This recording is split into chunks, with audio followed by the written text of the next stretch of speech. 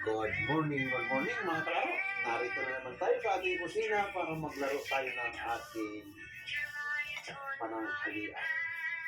Ito mayroon tayong chicken breast at mayroon tayong sayuti. Dapat lagi tayong may gulay. Kape muna tayo. Yung ating chicken, sa ating mga baguhan, bago nyo hiwain, hugasan nyo na. Hugasan na natin ito, ha? Gagawin natin itong chicken calderita.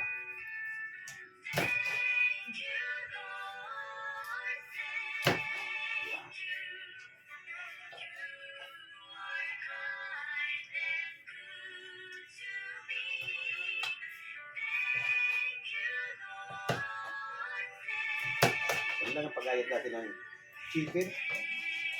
Basta matalim ang kutsilyo mo, hindi mo lang. Ayan. Pag buto, hindi na maano yung buto.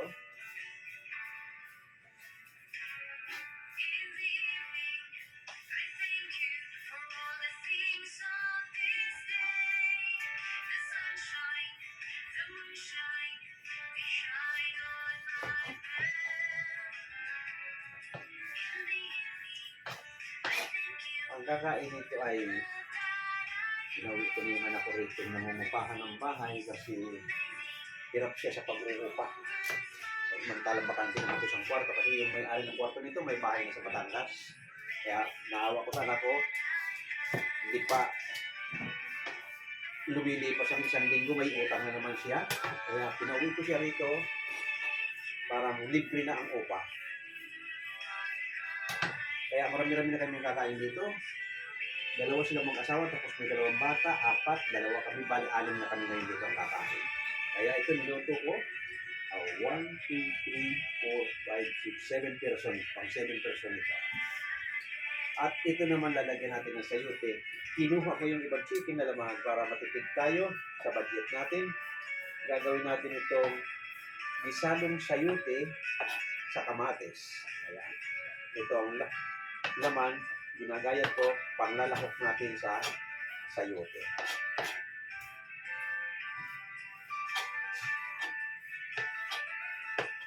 Ganyan pag medyo alanganin ka sa budget, magdadalawa kang kulang. Isipin mo na lang yung pangalawa kung anong matipid. Siyempre matipid ka na, hindi ka nabibili ng panlahok kasi nasama na dito sa chicken.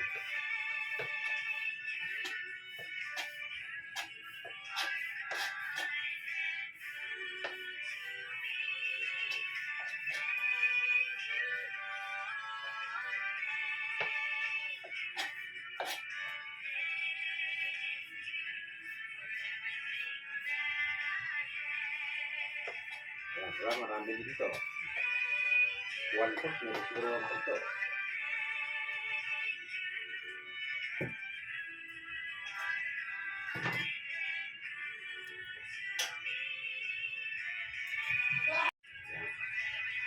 Kailangan pag nag-isa ka nito, may kamatis, bawang, sibuyas. Nagusan ako sileri, dapat sileri, may sileri ito.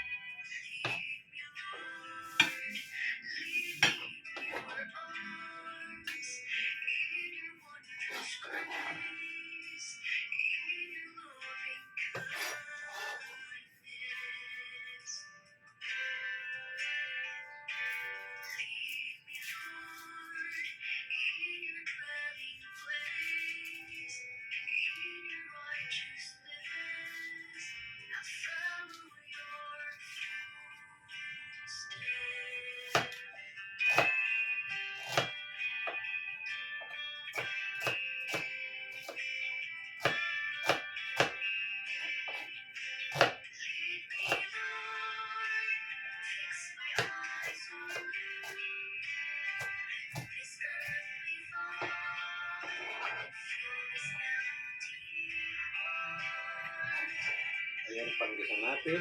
Sa ating mga baguhan, pinakikita ko sa inyo kung paano pagtiwa. Ang kutsilyo lagi nakatalikod sa daliri para hindi tayo masugatan.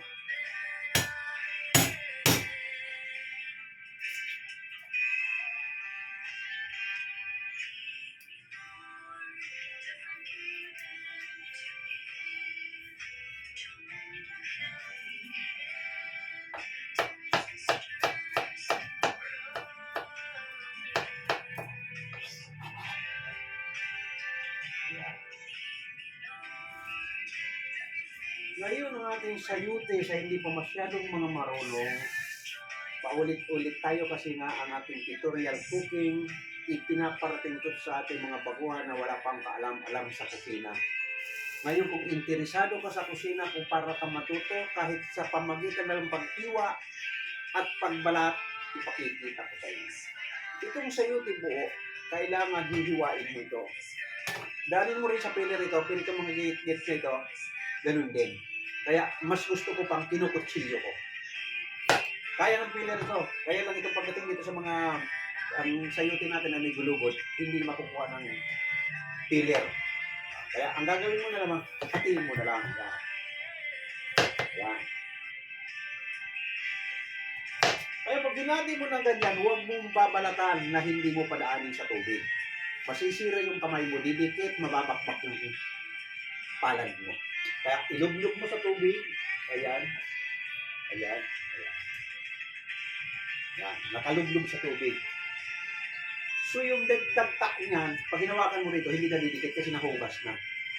Pero pag sariwa pa, diretso sa kamay mo, didikit at mababakbak. Yan. Diba? Madagta. Pag binalatan mo, hinawakan mo yan, didikit yan, mababakbak yung kamay mo. Ayan. Yan ang purpose ng sayote na may tubig. Bago mo ngayon, yan, medyo balnawan mo ng konti para hindi didig sa palat mo. Tatanggalin mo yung pinakatyan, yan. Yan. Kukunin mo yung bawat tabi. Yan. Madali lang yan. Bawat tabi. Ayan. Yan, nakuha mo na bawat tabi. Gitna na lang. Dalawang hiwa mo na lang sa gitna. Kuha mo na. Yan. Diba? Ang dali lang magbalat ng sayote. Kaya pag hindi ka marunong nga, at diretso mo, pagkahiwa mo, diretso mo hinawakan, bukas, ano na yung palad mo. Para ka nang may galis. Nababakbak yung palad.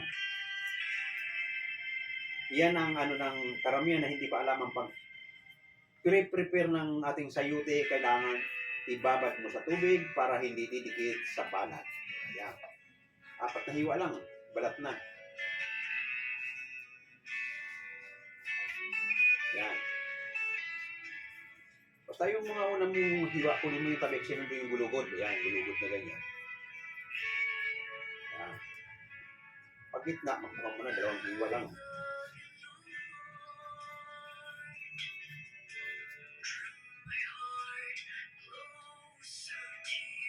Iyan ang sikreto natin sa pag-prepare ng ating sayote. Kailangan alam mo ang paghahanda ng sayote kasi pag hindi ka marunong, kawawa naman yung palad mo babakbak na parang may galis.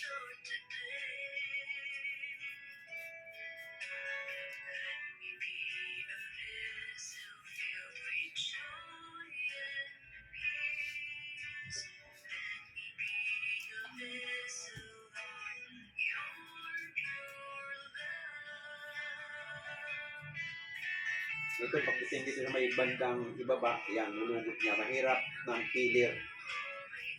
Kaya mas madali pang kutsilyo.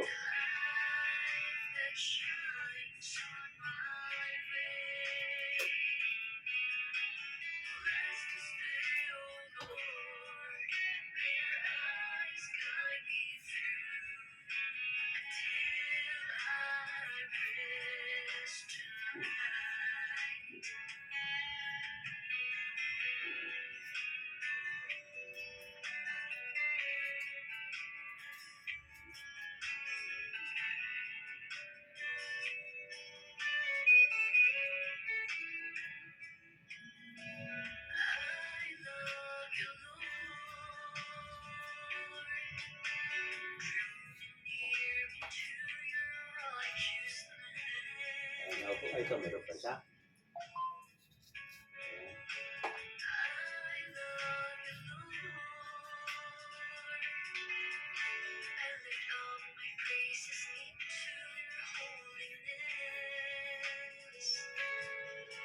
Ayan. Tapon muna natin sa pasukan ito.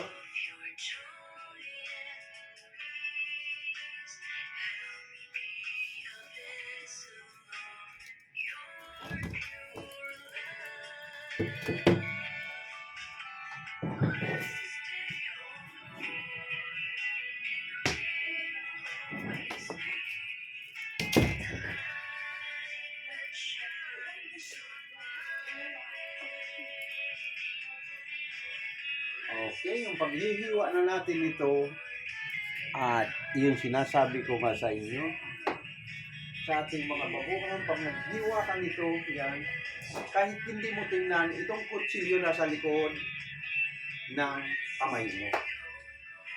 Yung talim na kalanyan.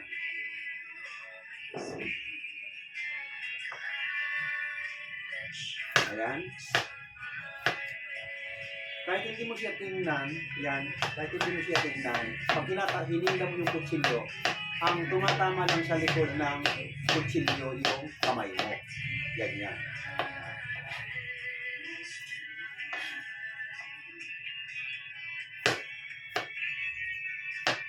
Kasi pag hindi ka marunong maghiwa, daliri mo maghiwa.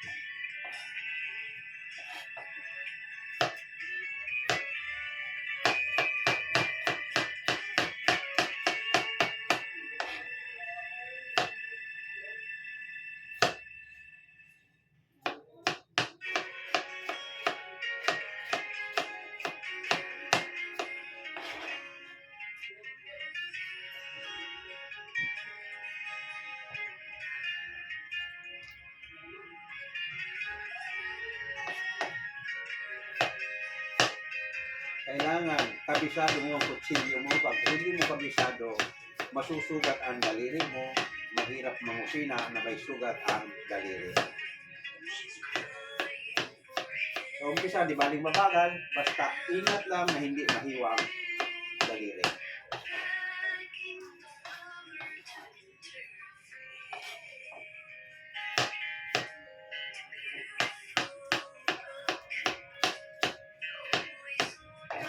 Okay?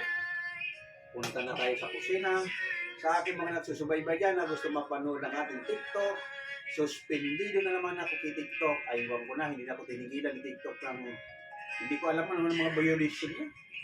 Hindi ko alam kung tugtog ba o yung na napatay ko kagad kasi may biglang importante dumating na bisita. So yung TikTok ko parang napabayaan ko saglit tapos pinatay ko. Baka doon. Kaka-live ko lang. Siguro ko ay wala pang 15 minutes, pinatay ko kagad. Hindi ko pa nababasa yung tungkol dyan sa opening kung how many minutes bago mo i-din yung TikTok.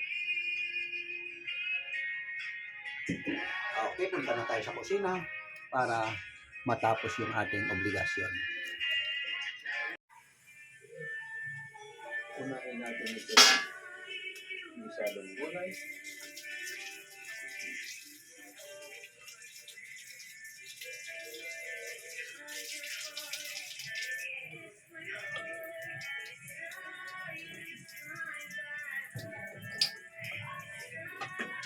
Ayan, nilikan na natin ang sakuhang.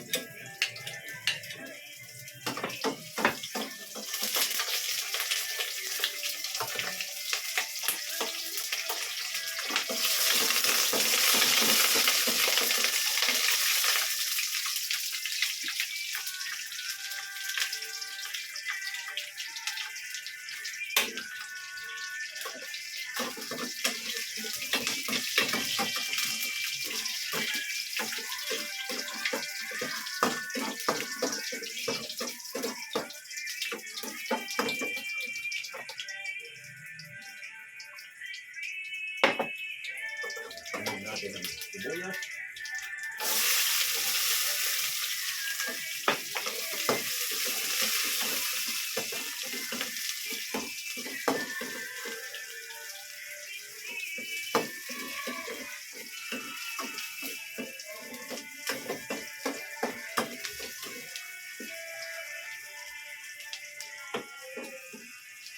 Sunod natin ang kamatis. Pag nag-brown ng bawang, sibuyas, sunod natin ang kamatis.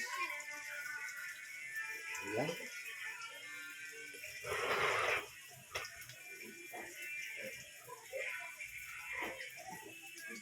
Ayan.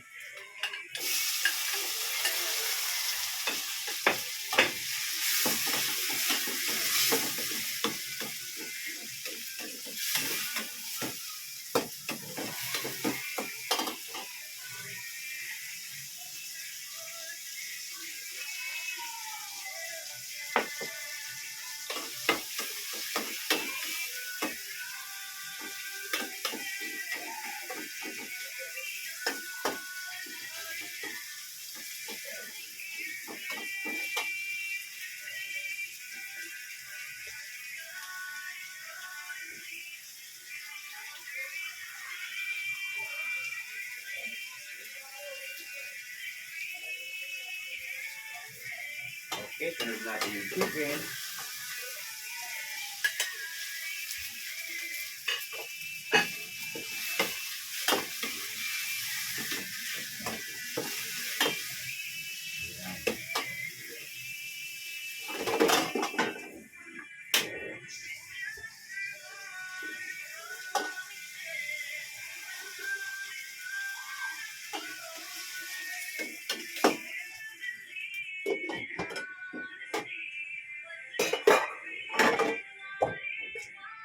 Tapos ilisa naman natin itong calderita chicken. Dapat.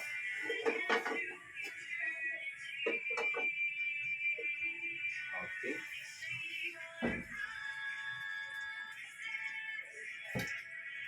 Ay. Ano ba yan? Biscuit. So, ginigisa na natin yung calderita. Lagyan natin ang bawang.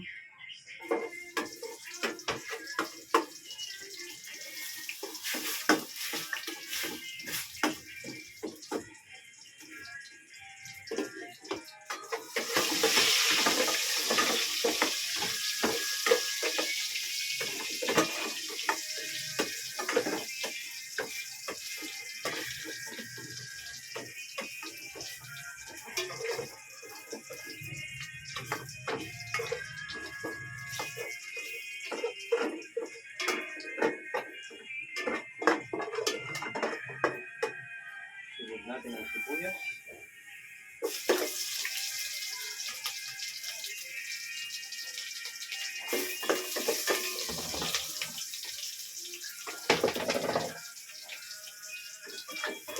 Ayan, bawang yung sibuyas. Bawang sibuyas. Sunod natin yung chicken.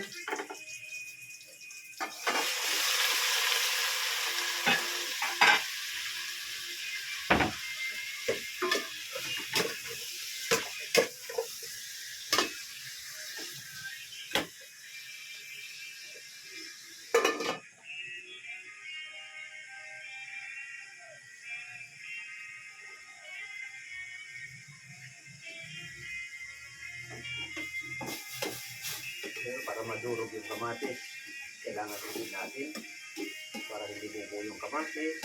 Ayan.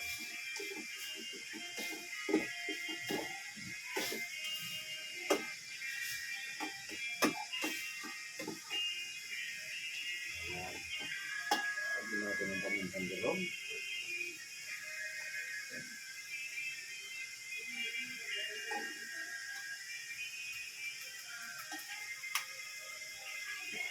Konting asin.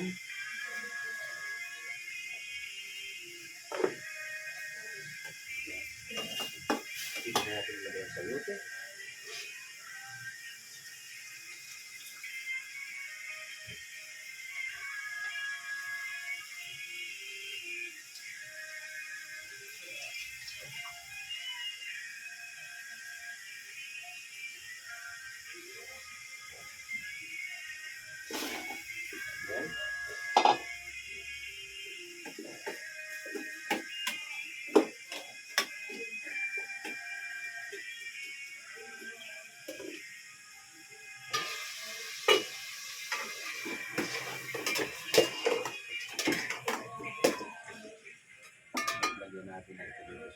Oh, no.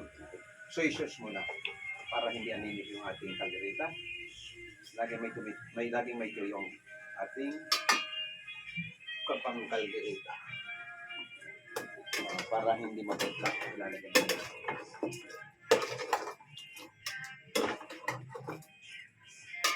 Okay.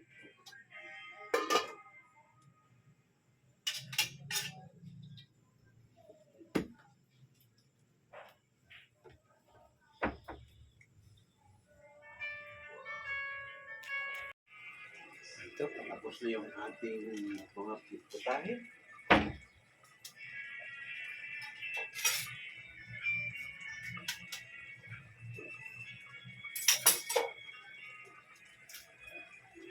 Patayin na lang natin ito isang ilisan sa dalawang putahe.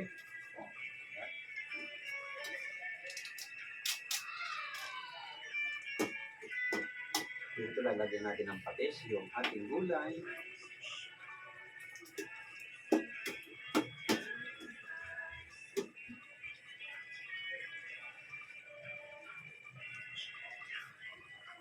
Okay. At ito naman ating kaldereta, lagyan natin ng liquid seasoning. Pero kung pala, malinam na. Ayan na.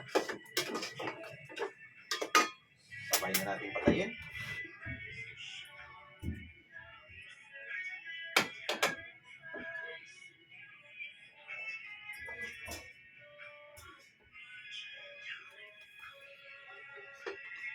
Ilagay natin yung kaldereta.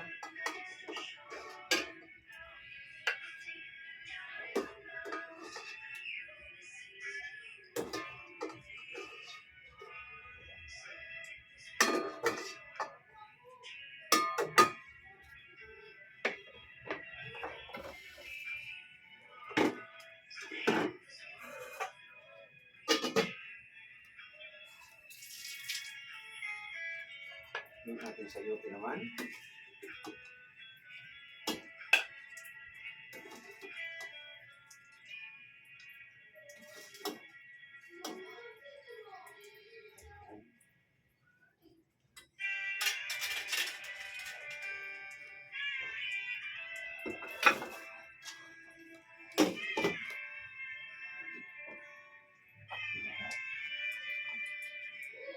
Bigyan natin ng konting garnish para kaakit-akit naman ang dating ng ating okay. Ito na yung ating kaldereta. Ito natin sa dining.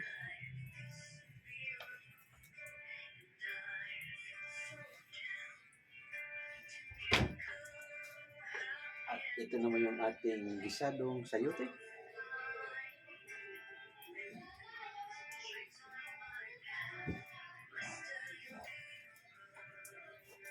Punta na tayo sa dining.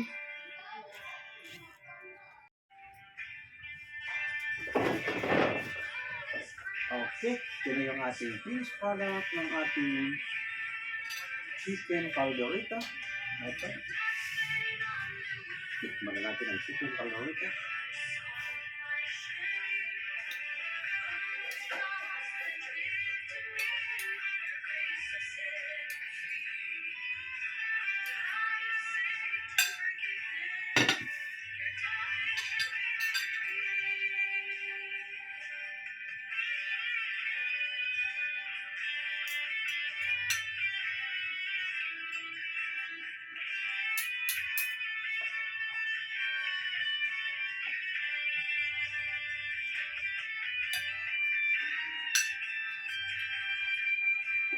Malinam lang ang templada natin sa ating chicken caldereta.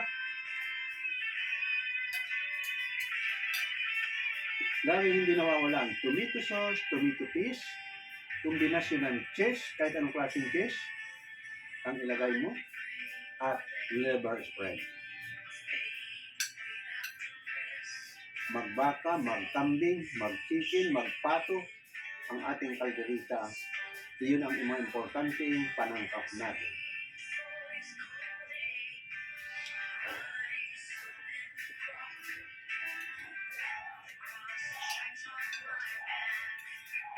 Ang ating gulay naman,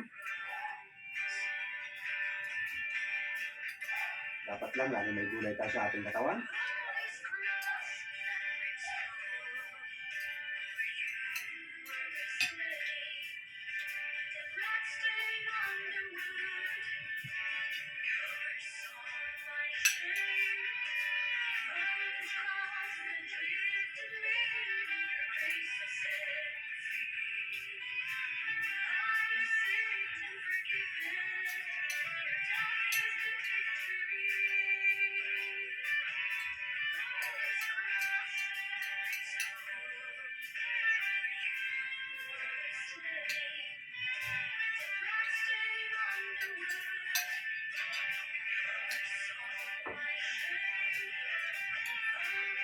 Masarap yung sauce ng kaldereta natin.